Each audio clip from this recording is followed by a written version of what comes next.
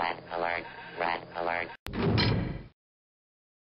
Today's image does something incredibly unique that I've never seen done before.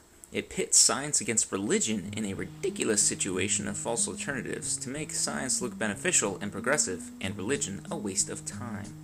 I've never seen this done before. In this particular image, we see a woman missing a leg in a science column and a religion column. In the science column, we see a team of people in lab coats, safety goggles, latex gloves, and microscopes. An orgy of evidence that these people are scientists. Despite being young and sexy with the stereotypical flask of random blue liquid, yes, these are definitely real scientists. And real scientists inevitably lead to prosthetic limbs for running and improving your life. While on the religion side, we see people praying, which apparently has done nothing for our poor woman whose life has not improved at all. Thanks for nothing, religion. The first question we should ask ourselves is, does religion do anything to help people missing legs? Now, I can't speak on behalf of all religions, but I can speak on behalf of Christianity, and the answer is yes. If you do some research, you might find evangelical organizations like Standing with Hope, who provide prosthetic limbs to people in West Africa. You might also find countless examples of churches across the country raising money to buy prosthetic limbs for neighbors. We might even be so bold as to say that surely many people involved in the design, production, and implementation of prosthetic limbs are religious individuals. It's not like all prosthetic limbs are developed by non-theist agnostics and atheists. Lastly, we shouldn't overlook the countless Christian medical facilities around the world that provide the funds and staff to provide prosthetic limbs to people in need. So in reality, religion is and has been instrumental in improving the mobility of amputees. But I'll even go a step further and say that religion has provided support that goes beyond providing prosthetic limbs. Take, for example, the woman running in our picture. Perhaps the person who created this image should have done a little more research on the picture they chose, because if they did, they would have realized the pictures of Sarah Reinersten, who grew up going to church. In her biography, In a Single Bound, she wrote about how her church reached out to support her many times during her running career, and she bestowed great thanks to them, stating that they will always have a special place in her heart.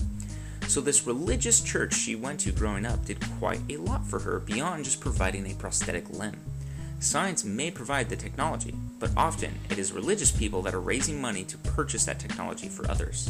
It is also religious people supporting the handicapped in ways that go beyond just giving them prosthetic limbs. So religion is definitely a factor helping those in the world missing limbs, but surely some of you probably think I'm missing the whole point of this image. The goal of this image is to make a general statement that prayer is a waste of time and doesn't work because there is no God.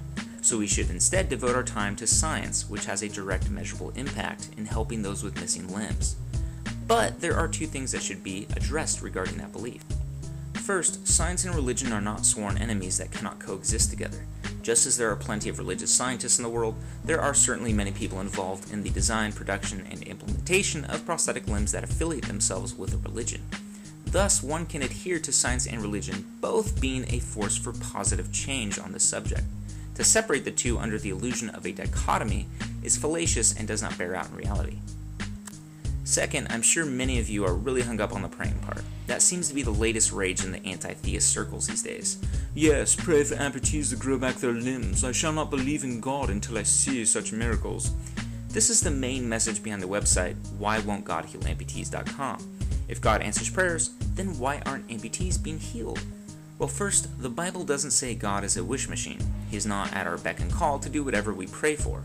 But wait, some of you will argue, doesn't it say in John 14, verse 14, "You may ask me for anything in my name and I will do it"? Yes, it does. But think about it. Would a sovereign God do everything we ask for? If I prayed for all infants of the world to be tortured and killed, is God obligated to fulfill that request? Of course not. God is sovereign. I am not. Just as a parent telling their child they'll do anything for them doesn't mean they'll give their kid McDonald's and candy for dinner every night because the child asked for it. Though some parents do that, sadly. But if God was at our beck and call, what kind of God would he be? He wouldn't be a God at all, but some kind of blue genie with no legs and a voice like Robin Williams. We will miss you, Mr. Williams. In context, when Jesus said, "You may ask me for anything in my name and I will do it," he was talking to his disciples. Thus, his promise is for them. After Jesus' ascension, the apostles were given the power to perform miracles as they spread the gospel. One could go on to further say that asking in his name alludes to according to his will, and not everything we ask for is according to his will. Don't you remember what happened in Bruce Almighty when he answers yes to everyone's prayers and chaos ensues? This brings us to our next point, that God's goodness does not depend on Him healing everyone. This common misconception is illustrated by philosopher and theologian John Hick with an animal in a cage representing God's relation to us on earth. Atheists tend to believe that if God cared for us, He would make our lives as pleasurable as possible, just as a pet owner tries to make the cage for their pet as pleasurable as possible. But if life's purpose is not to be pampered, we would not expect such a hedonistic paradise of a world. Hick writes, if our general conception of God's purpose is current, the world is not intended to be a paradise, but rather the scene of a history in which human personality may be formed towards the pattern of Christ.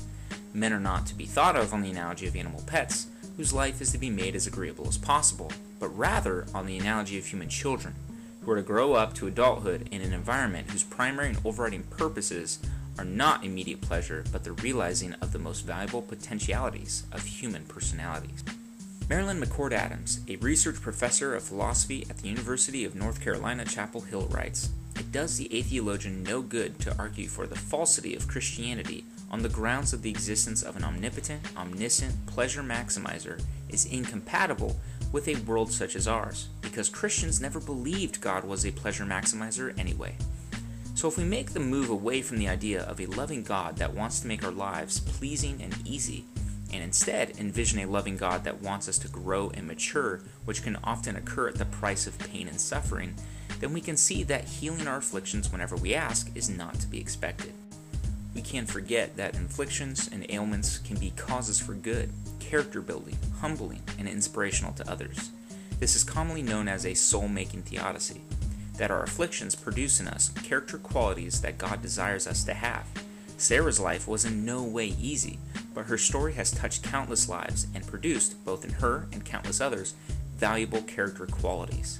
This mindset is shared by numerous disabled people that find no conflict between their faith and their disabilities. From what seems like such a horrible thing, God has just brought glory to Himself through me, and I've been able to just be a good light to people and share His love.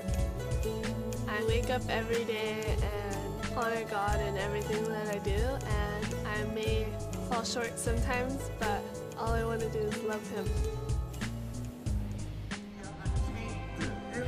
You don't know what God can do with your broken pieces until you give God your broken pieces. And I want you to know when you fall down, God's grace is sufficient. God's hand will come down and pick you up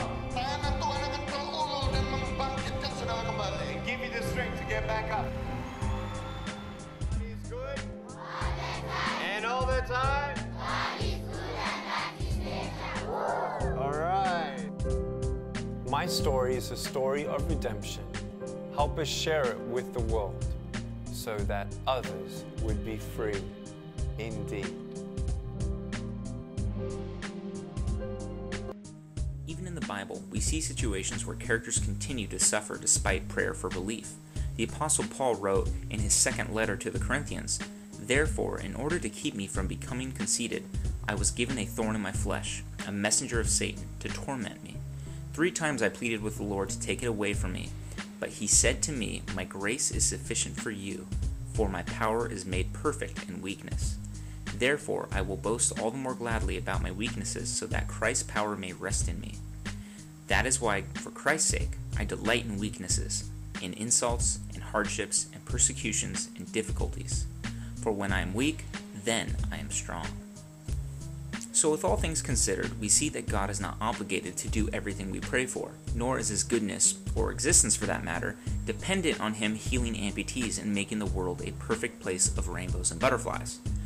Regarding religion, countless churches help in supporting and raising money for amputees, and surely countless religious people have been involved in the design, development, and implementation of prosthetic limbs.